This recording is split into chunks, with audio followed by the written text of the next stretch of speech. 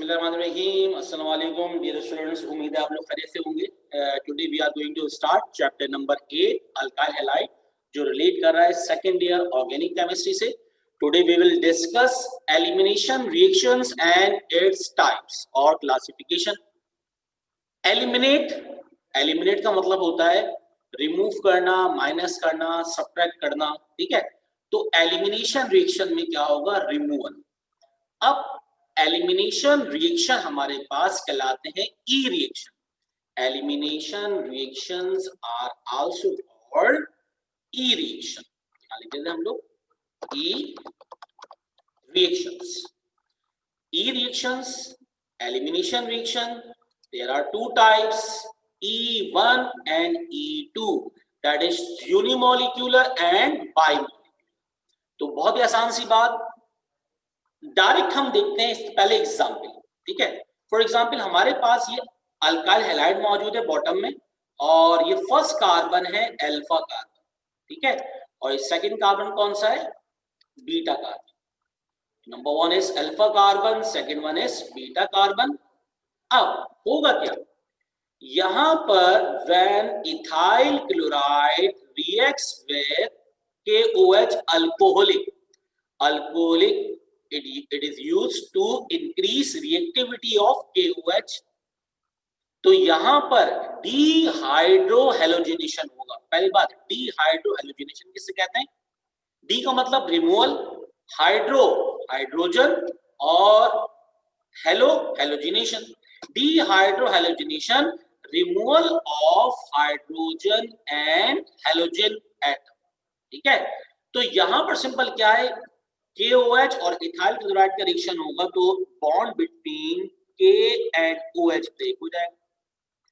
Alpha carbon से removal होगी functional group की, एंड बीटा कार्बन से रिमूवल होगी किस चीज की? हाइड्रोजन की। बीटा कार्बन का जो हाइड्रोजन है वो रिएक्ट कर जाएगा KOH के OH के साथ, क्या बन जाएगा? वाटर। जबकि अल्फा कार्बन का जो फंक्शनल ग्रुप है दैट इज क्लोरीन, ये रिएक्ट कर जाएगा पोटेशियम के साथ, बनाएगा पोटेशियम क्लोराइड। अब हुआ क्या यहां पर? बीटा कार्बन की एक वैलेंसी फ्री हो गई, CH2 बन गया, और अल्फा कार्बन की बस फंक्शनल ग्रुप निकल गया CH2। दोनों के दरमियान एक एक वैलेंसी फ्री डबल बॉन्ड की फॉर्मेशन हो गई, तो ये क्या बन गया? अल्कीन। क्या बन गया हमारे पास? ये अल्कीन। अब देखिए असल में इस रिएक्शन में हुआ क्या। इस रिएक्शन में अगर हम गौर से देखें, वैसे तो ये रिएक्शन हम लोगों ने केमिस्ट्री ऑफ हाइड्रोकार्बन में प्रिपरेशन ऑफ अल्कीन में पढ़ लिया है, पढ़ चुके हैं इसमें। अब देखिए इसमें हुआ क्या रिएक्शन में। इस रिएक्शन के अंदर अगर हम देखें तो अल्काइल हैलाइड एक सैचुरेटेड रिएक्टेंट था, ठीक है। एक saturated reactant that is alkyl halide converted into ethene, and ethene is a unsaturated compound,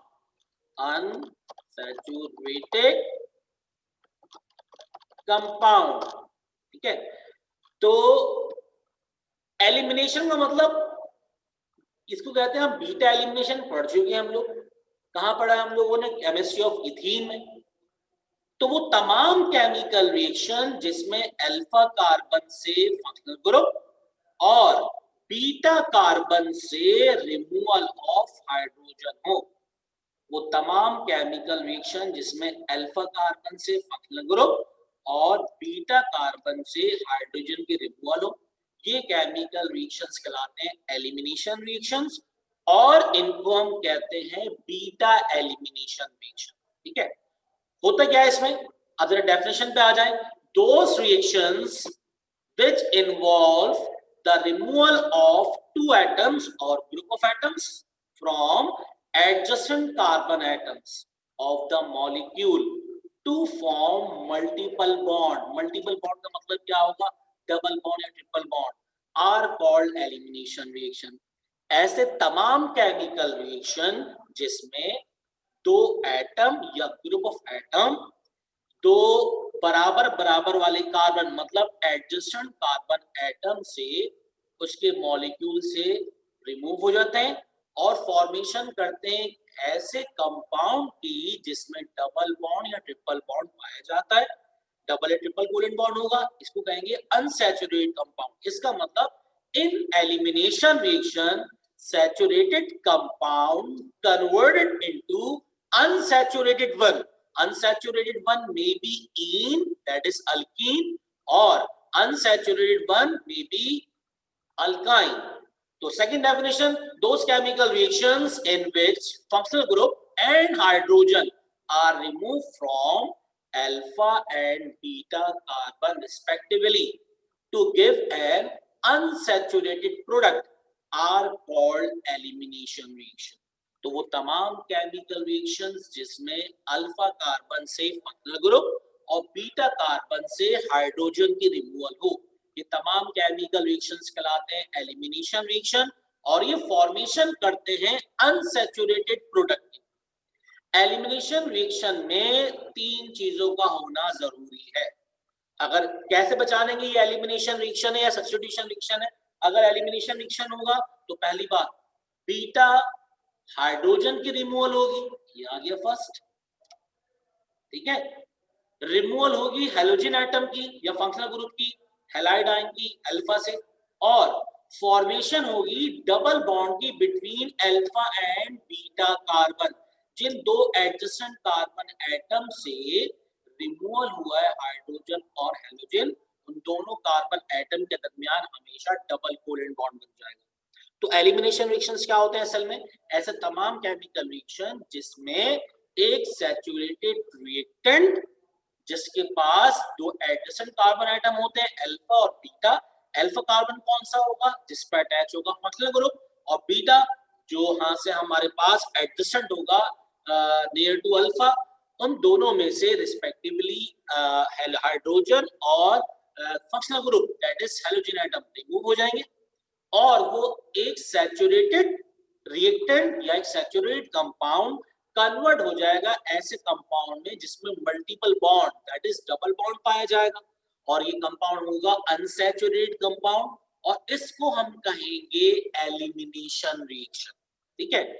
on the basis of type of alkyl halide, alkyl halide हमने प्राइमरी अल्काइल हैलाइड लिया है, secondary alkyl halide लिया है या tertiary alkyl halide लिया है, इनकी basis पर there are two types of elimination reactions. First one E1 reaction जिसको हम कहते हैं यूनिमॉलिक्यूलर एलिमिनेशन रिएक्शन, और E2 रिएक्शन जिसको हम कहते हैं बाइमॉलिक्यूलर एलिमिनेशन रिएक्शन। और हमेशा इस एलिमिनेशन रिएक्शन की खास बात, जो डबल बॉन्ड बनेगा हमेशा दो एडजेसेंट कार्बन एटम अल्फा और बीटा के दरमियान ही बनेगा, ठीक है। जबकि अगर हम इसको कंपेयर करें न्यूक्लियोफिलिक सब्स्टिट्यूशन रिएक्शन से, जो अभी हम लास्ट लेक्चर्स में पढ़ चुके हैं SN1 और SN2, उसमें क्या डिफरेंस था? न्यूक्लियोफिलिक सब्स्टिट्यूशन में जब सब्स्टिट्यूशन होती है एक सैचुरेटेड रिएक्टेंट कन्वर्ट होता है सैचुरेटेड प्रोडक्ट के अंदर, ठीक है।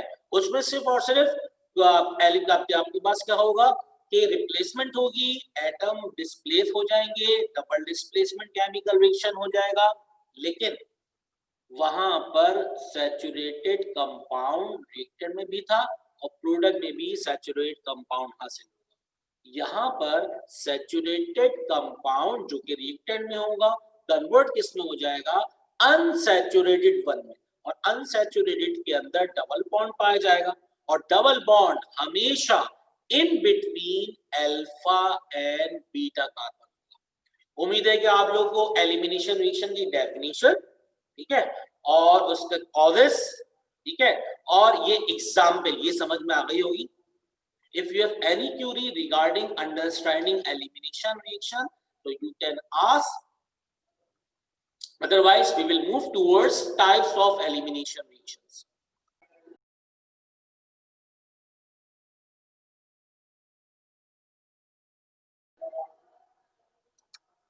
Now the elimination reaction or types of elimination reaction according to Hughes and Ingold in 1941, इन दो साइंटिस्ट ने ह्यूग्स ने और इनगोल्ड ने 1941 में एलिमिनेशन रिएक्शंस की टाइप बताई कि एलिमिनेशन रिएक्शन की टाइप डिपेंड करती है कि हमने किस टाइप का अल्काइल हैलाइड लिया है। 1 डिग्री अल्काइल हैलाइड लिया है, 2 डिग्री लिया है, 3 डिग्री लिया है, प्राइमरी है, सेकेंडरी या टर्शियरी है। The elimination reactions between halide and strong base occurs by two mechanism। दो मैकेनिज्म होंगे, एक फॉलो करेगा E1 मैकेनिज्म, दूसरा फॉलो करेगा E2 mechanism. E1 is also known as unimolecular elimination reaction, while E2 is also known as bimolecular elimination reaction. So first of all we will start unimolecular elimination reaction, इसकी example, और then इसके बाद इसका mechanism. Number 1 unimolecular elimination reaction, just like SN1। ऐसे तमाम elimination reaction जिसमें rate determining step के अंदर एक रिएक्टेंट हो, और रिएक्टेंट को हम क्या कहेंगे? सबस्ट्रेट। तो elimination reactions in which only one substrate is involved in rate determining step are called unimolecular elimination reaction और E1 reactions। तो वो तमाम elimination reaction जिसमें rate determining step के अंदर एक reactant हो, that is substrate, इसको हम कहेंगे unimolecular या फिर E1 reaction। Rate determining step कौन सा होता है? Slow step reaction. अब पहले पढ़ लेते हैं इसका नेट रिएक्शन एग्जांपल, देन इसके बाद हम पढ़ेंगे इसका मैकेनिज्म। देखिए होगा क्या, ये हमने लिया 3 degree alkyl halide. 3 degree alkyl halide में ब्रोमीन जिस कार्बन के साथ अटैच है ये तो हो गया अल्फा कार्बन। ब्रोमीन जिस कार्बन के साथ अटैच है ये क्या है? Alpha carbon. और इसके बराबर वाला जो भी कार्बन होगा वो हमारी मर्जी है, हम किसी को भी बीटा ले सकते हैं, इसको भी बीटा ले सकते हैं, ठीक है, इसको भी बीटा ले सकते हैं, इसको भी बीटा ले सकते हैं। लेकिन याद रखिएगा डबल बॉन्ड हमेशा अल्फा और बीटा के दरमियान होगा, ठीक है, बनेगा, और बीटा कार्बन कोई एक लेंगे। अब नेट रिएक्शन बहुत ही आसान सा है, KOH अल्कोहलिक है, K और OH का बॉन्ड ब्रेक, बीटा कार्बन से गया हाइड्रोजन, ठीक है, बीटा कार्बन से रिमूवल हो गई हाइड्रोजन की, और OH गया KOH से, बन गया वाटर। सेकंड ये है ब्रोमीन, ठीक है, ब्रोमीन रिएक्ट कर जाएगा K के साथ। जब ब्रोमीन रिएक्ट करेगा K के साथ तो क्या बन जाएगा? KBr। अब दोबारा यहां पर हमारे पास ये जो अल्फा और बीटा कार्बन है, इन दोनों की वैलेंसी फ्री, इन दोनों की वैलेंसी फ्री, इन दोनों के दरमियान क्या बन जाएगा? Double covalent bond, that is alkyne. अगर इसका नाम देखें क्या बनेगा? इसका नाम है हमारे पास 4 कार्बन ब्यूटीन, लेकिन अगर आईयूपीएसी है तो बनेगा 2 मिथाइल प्रोपीन। आईयूपीएसी नेम क्या होगा इसका? 2 मिथाइल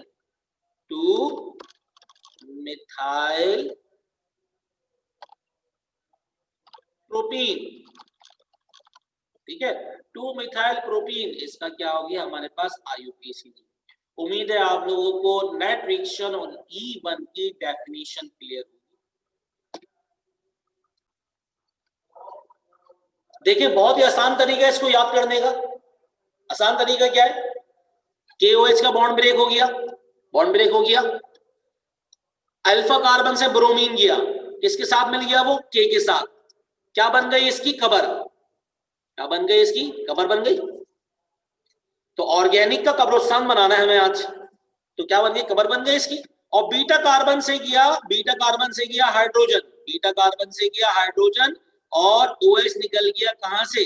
OH निकल गया KOH से, और उस कबर पे क्या डल गया? पानी, ठीक है।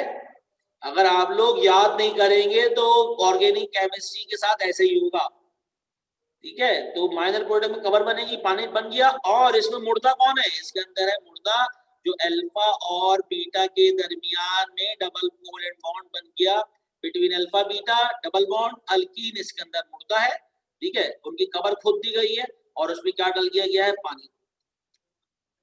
तो उम्मीद है आप लोगों को अल्कीन की कबर समझ में आ गई होगी, जिसके ऊपर पानी डल चुका है, ठीक है। तो आप लोगों को आसान एग्जाम्पल तो समझ में आती नहीं है। तो ऑर्गेनिक केमिस्ट्री में अब हमारी जो डायरेक्शन है वो कब्रिस्तान तक आ चुकी है, ठीक है। तो आप लोगों को उम्मीद है ये एग्जाम्पल बहुत अच्छी तरह समझ में आ गई होगी, नहीं तो अल्कीन की जगह अल्लाह न करे तो आप लोगों से कोई ना कोई करना पड़ेगा यहाँ पर। चलें अब आगे मूव करते हैं।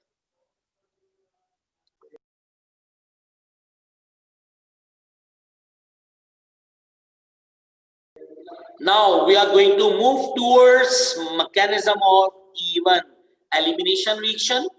ये बिल्कुल सिमिलर है SN1 की तरह, उसमें काइनेटिक्स भी करेंगे हम लोग। मैकेनिज्म में SN1 में हमने टर्शियरी अल्काइल हैलाइड लिया था, तो E1 में भी क्या लिया हमने? टर्शियरी अल्काइल हैलाइड, जिसको हम कहेंगे 3 degree alkyl halide. 3 degree alkyl halide तो उसका नॉर्मल नेम है, वैसे क्या है? 3 डिग्री 4 कार्बन ब्यूटाइल ब्रोमाइड। यह है 3 डिग्री ब्यूटाइल ब्रोमाइड। असल में होगा ये डायरेक्ट जो अल्फा कार्बन पे अटैक करेगा कौन? पोटेशियम। पोटेशियम डायरेक्ट अटैक नहीं कर सकता अल्फा कार्बन पे। वजह क्या है? Due to bulky size of alkyl radical, चारों तरफ से सिक्योरिटी प्रोवाइड की गई है, अल्फा कार्बन पे अटैक करने की जगह नहीं है। तो इसको हम कहां पे लेंगे? इसको हम लेंगे पोलर सॉल्वेंट के अंदर। ये हम क्या लेंगे? इसको पोलर सॉल्वेंट इस्तेमाल करेंगे इसमें, ठीक है। पोलर सॉल्वेंट इस्तेमाल क्यों कर रहे हैं? ताकि हमारे पास ये जो अल्काइल हैलाइड है इसमें कार्बन है पार्शियल पॉजिटिव, ब्रोमीन है पार्शियल नेगेटिव, ठीक है। ये आयनाइज हो जाए पॉजिटिव और नेगेटिव आयंस में, तो ब्रोमीन बाहर निकल गया पोलर सॉल्वेंट में, ब्रोमाइड बाहर चले गया और कार्बन पे आ गया पॉजिटिव। इस आयन को हम कहते हैं कार्बोनियम, ठीक है। ये प्राइमरी कार्बोनियम आयन भी हो सकता है, सेकेंडरी कार्बोनियम आयन भी हो सकता है और टर्शियरी कार्बोनियम आयन भी हो सकता है। फिलहाल ये क्या है? 3 डिग्री कार्बोनियम आयन। तो यहां पर स्टेप नंबर 1 में क्या हुआ? In first step alkyl halide, tertiary alkyl halide ionized slowly by means of polar solvent. As a result, tertiary alkyl halide decomposes into negative and positive ion. Negative ion is bromide, Br negative, and positive ion is 3 degree carbonium ion. जैसे ही carbonium ion की formation होगी, अब attack कहां पर होगा? Attack होगा beta carbon पे। अब देखें जरा और से रिएक्शन क्या हुआ। अब ये अल्फा था, ये हमारे पास है बीटा कार्बन, ठीक है। ये OH अटैक करिएगा बीटा कार्बन पे और बीटा कार्बन से क्या बाहर निकालेगा? हाइड्रोजन। तो ये दोनों मिलके क्या बना लेंगे? वाटर। दोनों ने मिलके क्या बना लिया? वाटर फॉर्मेशन कर ली।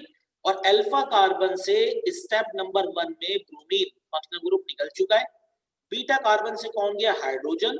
तो इन दोनों के दरमियान डबल कोवेलेंट बॉन्ड की फॉर्मेशन होगी। देखिए डबल कोवेलेंट बॉन्ड बन गए इन दोनों के दरमियान। अब ये एक फास्ट रिएक्शन है, जबकि ऊपर वाला कौन सा था? एक स्लो स्टेप रिएक्शन, ठीक है। तो जो स्टेप नंबर 1 था, formation of carbonium ion is a slow step reaction, while formation of double bond और removal of proton is fast step. तो रेट डिटरमाइनिंग स्टेप कौन सा होगा? Step number 1 is rate determining step. और rate determining step के अंदर कितने reactant हैं? एक reactant.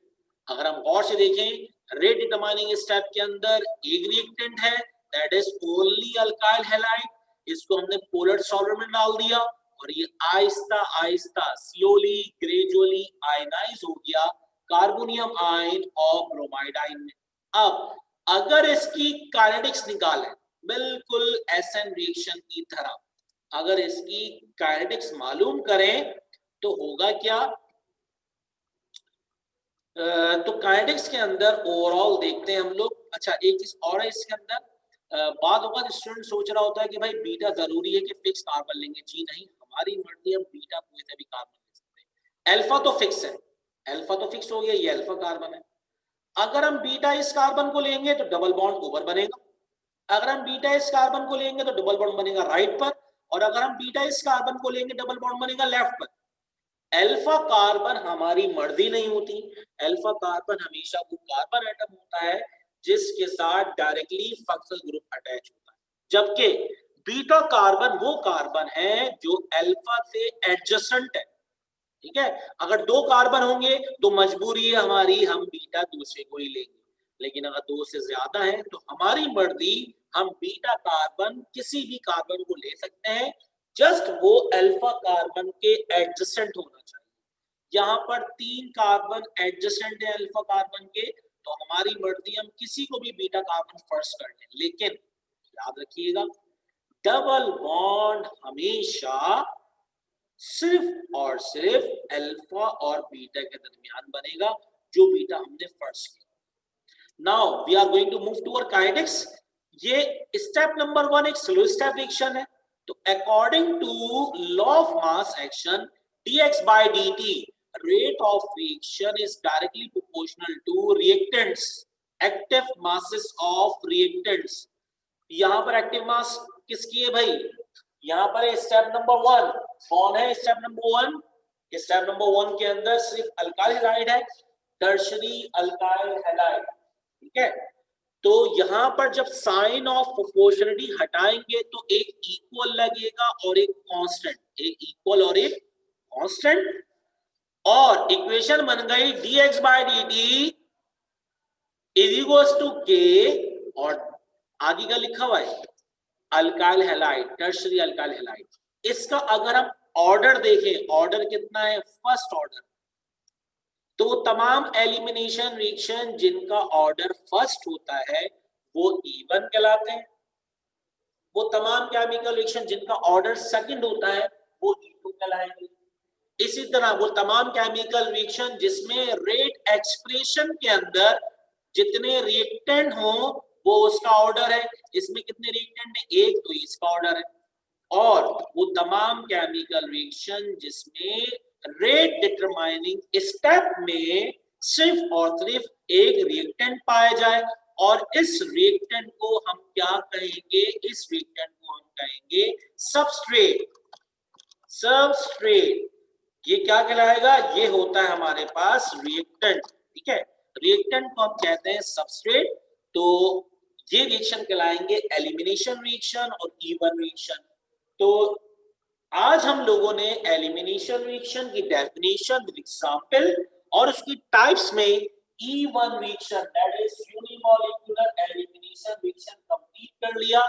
If you have any query regarding understanding unimolecular elimination reaction, then you can comment, ask or directly message me।